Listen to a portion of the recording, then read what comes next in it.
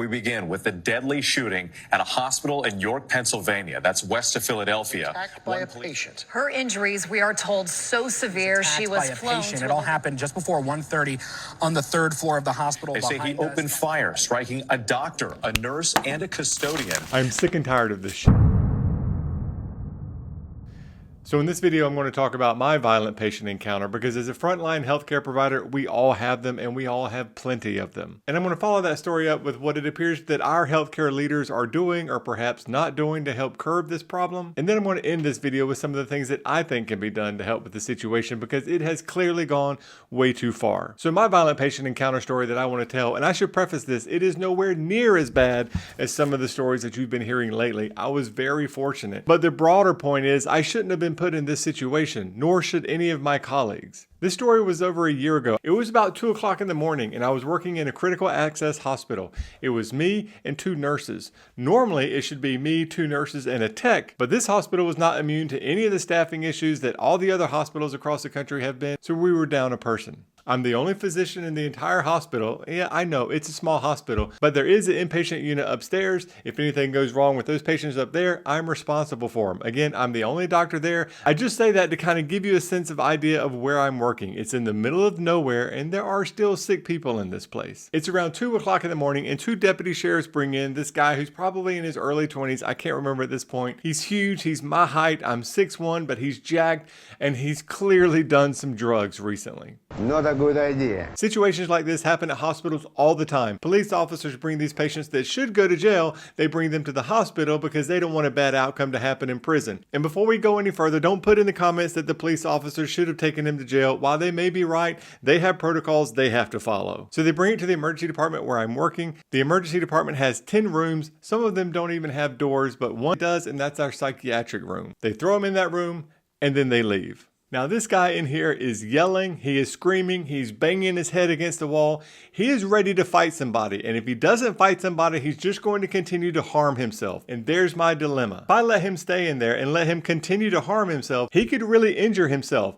I get sued, hospital gets sued, that's a bad situation. That's option number 1. I don't do anything, I let him do in that room what he's going to do. Option number 2 is I medically sedate him. Here's the problem, it's me and 2 female nurses that are older than I am. And I heard somebody sum it up so eloquently, I wish I could give them credit, I don't know who said it, but somebody who is on cocaine runs from the cops. Somebody who's on methamphetamines run to the cops. They want a fight. First rule of Fight Club is you don't talk about Fight Club. And it's clear that's what this person is on. So my dilemma now is how do I go in there with my 2 nurses and safely sedate this guy? I'm not strong enough to hold this guy while my 1 nurse gives 1 shot on 1 arm and another gives a nurse another shot on another arm.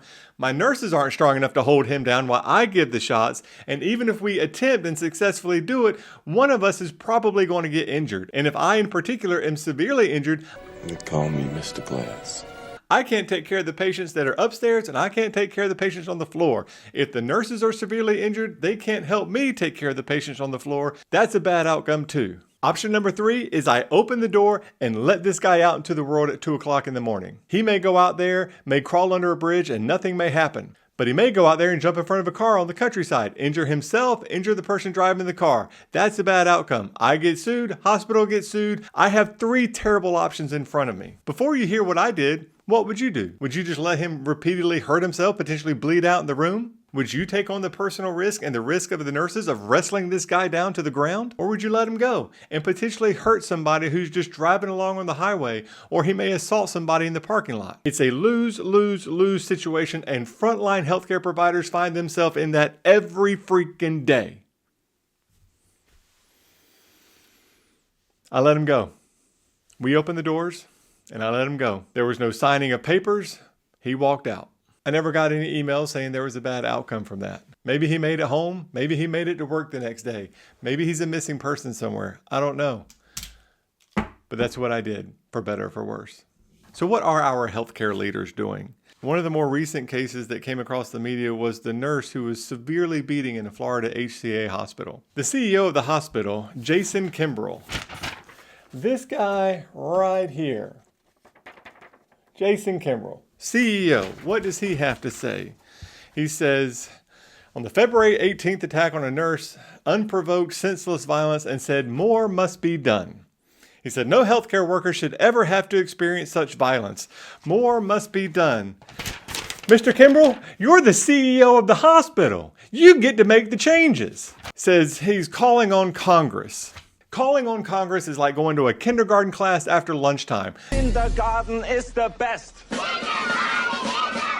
They're all screaming around, nothing gets done, and it's just frustration. You know who can make changes? The boss of the hospital. That's who can make the changes. The boss of every hospital out here. So hospital CEOs are pointing fingers at Congress. Okay, now we have colleges that we respond to. The nurses have the American Nurses Association.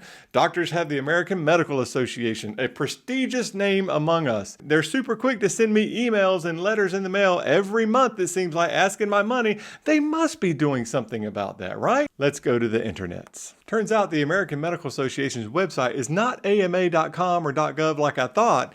It's ama-assn.org.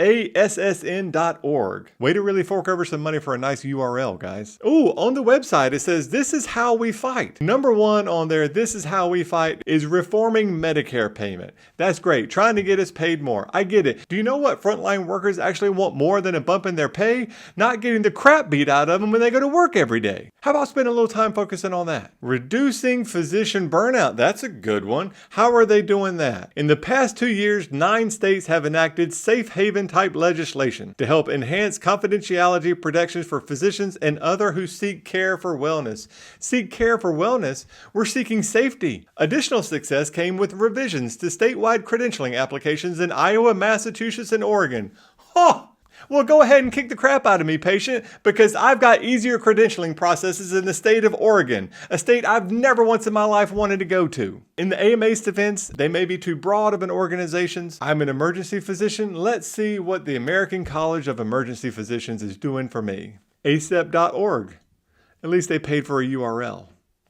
Okay. Be a part of the change you want to see in healthcare. You know the change I want to see in healthcare? I want to stop seeing my colleagues getting the crap beat out of them. That's the change I want to see in healthcare. But you'll notice in the topics when you go something, violence in the ED. Okay, their website actually addresses the specific violence in the ED pattern.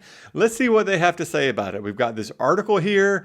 There's no byline. I don't know who wrote this article. Did ChatGPT write this article? Who do I speak to about maybe whether I agree with this article or not? I have no idea. Looks like they got 2 bills going in Congress. The Workplace Violence Prevention Act for healthcare and social workers, and they also strongly support the Bipartisan Safety from Violence for Healthcare Employees Act. Yeah, great.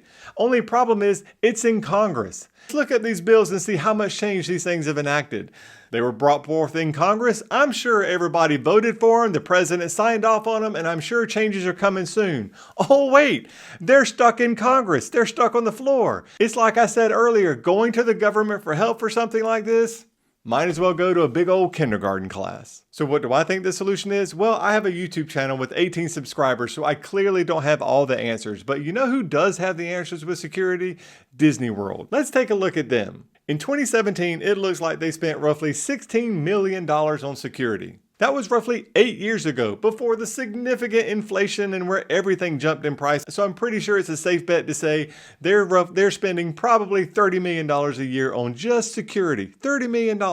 How much money did HCA make last year? HCA's revenue for the 12 months ending in December 31st, 2024 was $70 billion. Billion with a B. Walt Disney World spends millions of dollars on security, and it shows. Millions of dollars is a lot of money to spend at a local hospital, but when you're making billions, it's inexcusable to have employees show up to your workplace and not be 100% safe. The government's not going to fix this, and if they do, it's years down the road. All I'm trying to say is if you're the CEO of a hospital, you don't need to go to the government to buy security. You don't need to go to the government to buy more metal detectors. You don't need to go to the government to buy more staff so nobody's handling these patients alone. You just need to do your job and protect your employees.